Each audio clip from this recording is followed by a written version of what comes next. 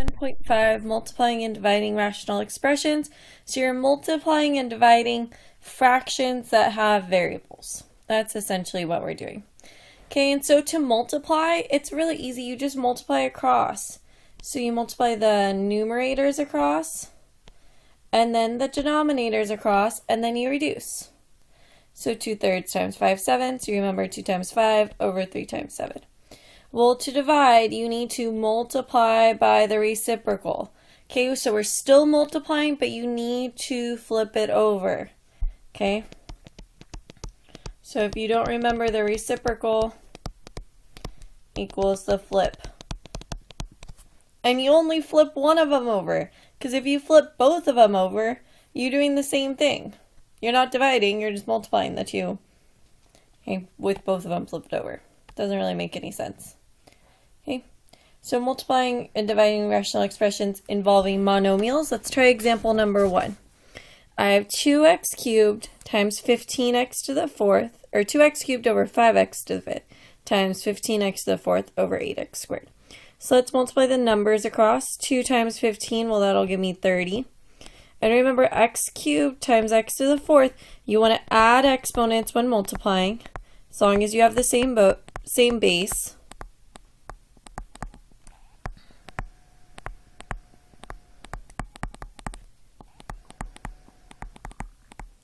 So that'll be x cubed times x to the 4th, 3 plus 4, x to the 7th. And 5 times 8 will give us a 40. X to the 5th times x squared. 5 plus 2 will be x to the 7th. Okay. Well, I can see that I can factor this out. 30, okay, I know I can factor a 10 out. That's 10 times 3, and I still have x to the 7th. 40 is really 10 times 4, and I have x to the 7th. So I can see my 10s cancel out. My x to the 7ths cancel out. So my final answer is 3 over 4. Not too hard. So let's move on. Let's try another one. Okay. So now we have polynomials. They made it a little bit trickier. Okay. So we have 3x over 2x squared minus 4x, and x minus 2 over 3x squared plus 5x minus 2. Well, I can multiply across, so it'll be 3x, times x minus 2, so that becomes the top, and 2x squared minus 4x times 3x squared plus 5x minus 2 on the bottom. So this is going to be a little tricky, and it'll be over. I can see I can take out a 2 here and also an x, so it'll be 2x times x minus 2. And okay, well, and I need to factor 3x squared plus 5x minus 2, which I'm going to do over here. I know I can see I have an a, that's not 1, so it's going to be one of those tricky problems. So I have a 3x here and a 3x here. I need two numbers that add, let's see, add to 5 and multiply to negative 2 times 3, negative 6. So I think that will be 6 and negative 1. So I'll put 6 plus 6 plus 6 minus 1. Well, you can take out a 3 here, so this will be 3 times x plus 2 times 3x minus 1 over 3. Those cancel. So I have x plus 2 times 3x plus 1. So that'll go on the next part of this bottom.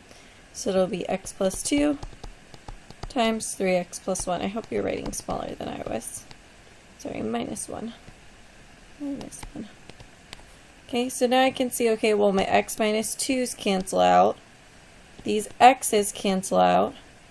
So I'm left with 3 on the top over, I still have a 2. I still have an x plus 2. And I still have a 3x minus 1. Okay, and you can actually leave it in that form. Okay, the factored form is actually much nicer. It's considered simplified. So that is your final answer once you canceled those out. Okay. So now we're going to do another example, example 3. So now I have 8x over x squared minus 7x plus 2 times x minus 3. Well, this is x minus 3 is the same as x minus 3 over 1. So now you have a numerator and a denominator. If you ever don't, just write it as x minus 3 as x minus 3 over 1. Okay, so it'll help you out. So then on your top, you're going to have 8x times x minus 3 over, okay, well 1 times x squared minus 7x plus 12.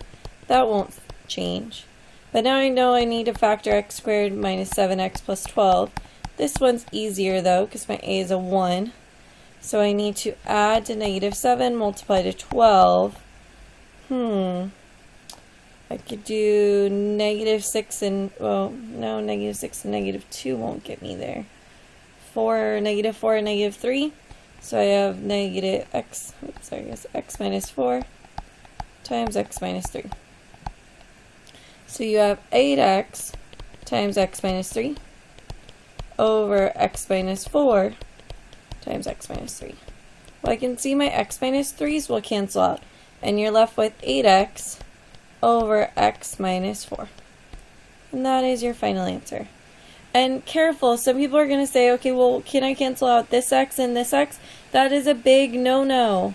You would have to cancel out an x here and here, because this is added or subtracted. So these are different terms, so you'd have to cancel them out, both of them here. You don't want to do that. So do not think, oh, x here and x here. That is a big, big no-no. Okay, you would have to factor an x out of the bottom first. Can't do that, obviously, so just leave it. Okay, now we're going on to dividing. Okay, when we're dividing, remember we're multiplying by the reciprocal. So this first one stays the same, and this second one I need to flip over. So I just have n minus 2 over n plus 7 instead of n plus 7 over n minus 2. Well, now I can multiply, so I have n plus 7 times n minus 2. No need to multiply them out. We like this simplified form more. And then I have 4n times n plus 7. Well, I can clearly see these n plus 7's cancel. So my final answer is n minus 2 over, the line wasn't supposed to go here, it was supposed to go here and here. You still have your n minus 2 over your 4n. Okay, I'm sorry, these were not canceled out. Don't know where the line went. Those two are not. Okay, so final page. Let's do it. So the next example, we're doing another one of dividing. So I have 3x squared minus 36 over 4x squared divided by x minus 6. Well, I'm going to think of that as x minus 6 over 1. Since I'm dividing, I need to multiply by the reciprocal, so I'm going to flip this over. Really, it's 1 over x minus 6. So now I can multiply across, and I have x squared minus 36 times 1 is still x squared minus 36. And I have 4x squared times x minus 6.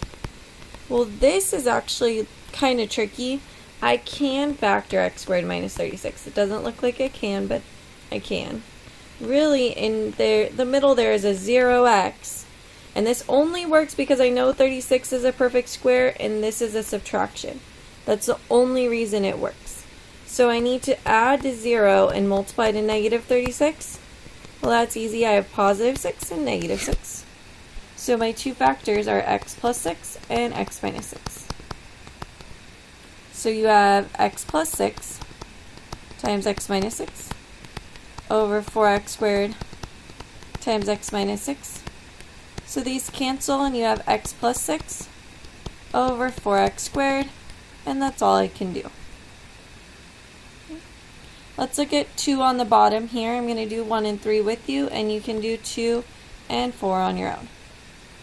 So 3y squared over 4y cubed times 16y to the 4th over 9y to the 5th. Well, 3 times 16, that's going to be 48. Y squared times y to the 4th, 2 plus 4 is y to the 6th.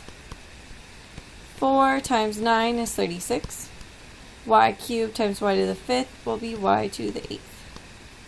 Well, I know 48 and 36 both can be reduced by 12, so 48 is 12 times 4. 36 is 12 times 3. Okay, and you still have y to the 6th and y to the 8th.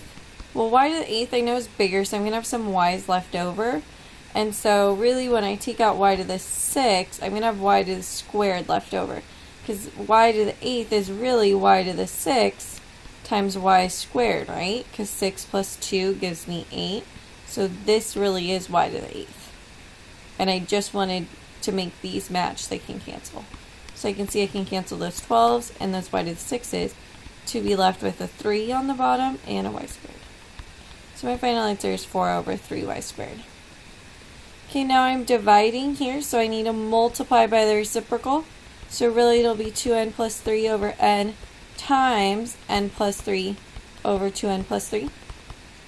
So if I multiply that out, I have 2n plus 3 times n plus 3 over n times 2n plus 3. Well, I can see those are going to cancel nicely, and I'm left with n plus 3 over n. And remember, you cannot cancel these n's out because this n cannot go into the 3 and the n. It cannot be canceled. Do not do that. That is your final answer.